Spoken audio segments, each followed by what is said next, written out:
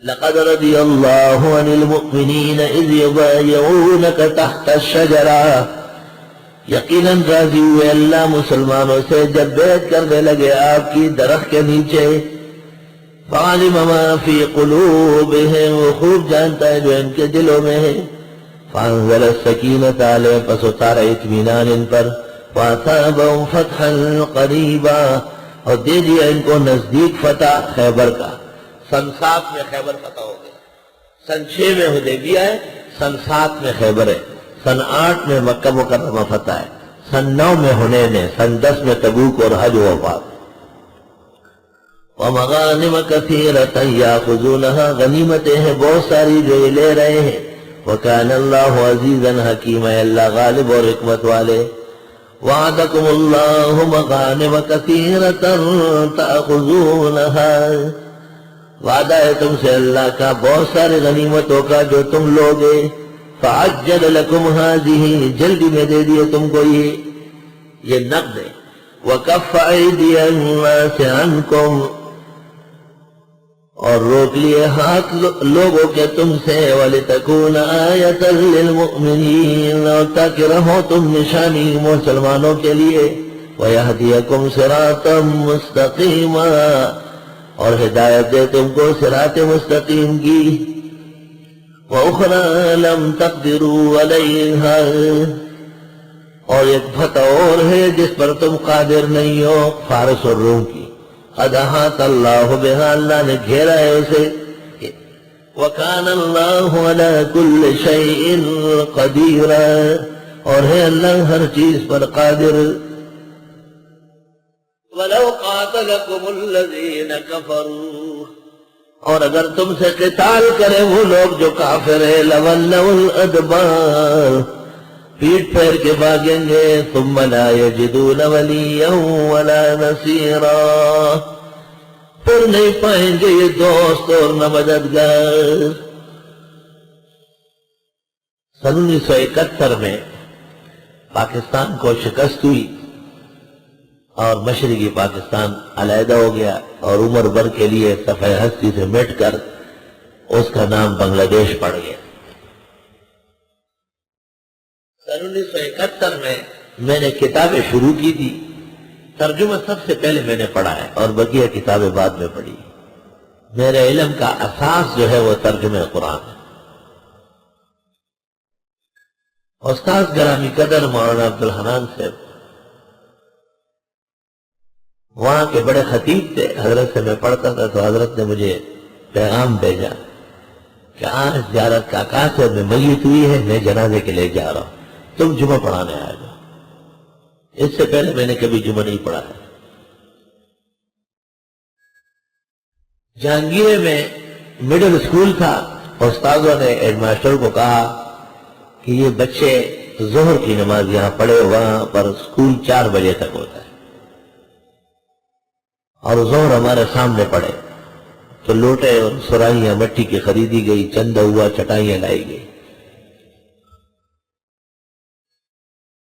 ایک استاد تھے ضلع ہزارے کے مستغفر اللہ شاہ، وہ بڑی داڑھی تھی، اتنی بڑی. اسلامیات کے استاد تھے، وہ نماز پڑھاتے تھے اور کبھی کبھی مجھے کہتے ہیں کہ تم پڑھاؤ.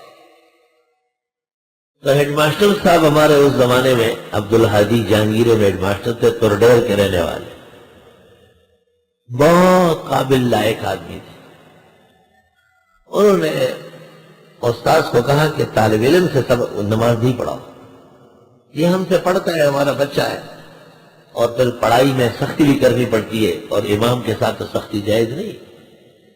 پختونوں میں یہ ایک عجیب تصور ہے بہت عمدہ کہ جس کی اقتداء میں نماز پڑھ لے ان کی نسل کا بھی احترام کرتے ہیں. وہ کہتے ہیں اگر اس کی بے احترامی کی گئی تو نماز ختم ہو جائے. مجھے اسکول میں نماز پڑھانے سے منع کر دیا، اور چند دن بعد مولانا عبدالحنان نے مجھے جمعے کے لیے اپنے ہاں بلایا. میں نے زبردست تقریر یاد کی، تفسیر ابن کثیر دیکھی اردو والی ان آیات کے اوپر، اور ایک مضمون اپنے ذہن میں بنایا اور ممبر پر جا کے بیٹھ گیا. تو میں تقریر کا آغاز کر لیا. تقریر بڑے عروج پر تھی، دیکھتا ہوں ہیڈ ماسٹر سے بما اسکول کے مکمل عمل ہے کہ اس مسجد میں جمعہ پڑھنے آیا، وہ لکھی پڑی مسجد سمجھی جاتی تھی، سب لوگ وہاں جمعہ پڑھنے آتے تھے۔ ہم میں بڑا ڈر گیا کہ ہیڈ ماسٹر نے تو مجھے اسکول میں زور پڑھنے سے منع کیا ہے۔ تو میں انتظار میں تھا کہ یہ اب آدمی بھیجے گا تو میں اتروں گا۔ مجھے یہ پتہ نہیں کہ وہ اسکول کا ہیڈ ماسٹر ہے، مسجد میں اس کی کوئی حیثیت نہیں، میں نے سمجھا ہیڈ ماسٹر سارے پاکستان میں ہیڈ ماسٹر ہوں، اتنا روب ہوتا ہے۔ تقریر ختم ہو گئی، وہاں بھی یہ طریقہ ہے کہ نیچے اتر کر لوگ سنت پڑھتے، پھر ممبر پر دوبارہ امام بیٹھتا ہے، اور ممبر پر جب میں بیٹھ گیا میں نے کہا اب کوئی آئے گا، کوئی نہیں آیا۔ پھر میں نے کہا اب نماز سے تو خواہ روکے گا، کوئی نہیں آیا، نماز یہ پڑھا لی۔ نماز کے بعد ماسٹر صاحب اور ماسٹر صاحبان سب چلے گئے۔ اگلے دن سنیچر کا تھا، اب اسکول جاؤں یا نہ جاؤں، اللہ کا نام لے کے چلا گیا۔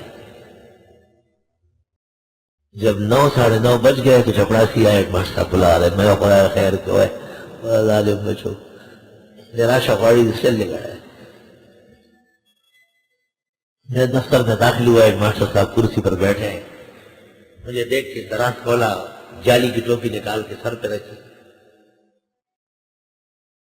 اور گھنٹی بجائی، چپڑاسی کو کہا چائے لاؤ۔ مجھے کہتے ہیں بیٹھ جاؤ، میں بیٹھ گیا، چائے آئی، مجھے کہا چائے پیو، میں چائے کی پیالی لیتا ہوں تو وہ اور پرچ آپس میں بج رہے خوف کے بارے۔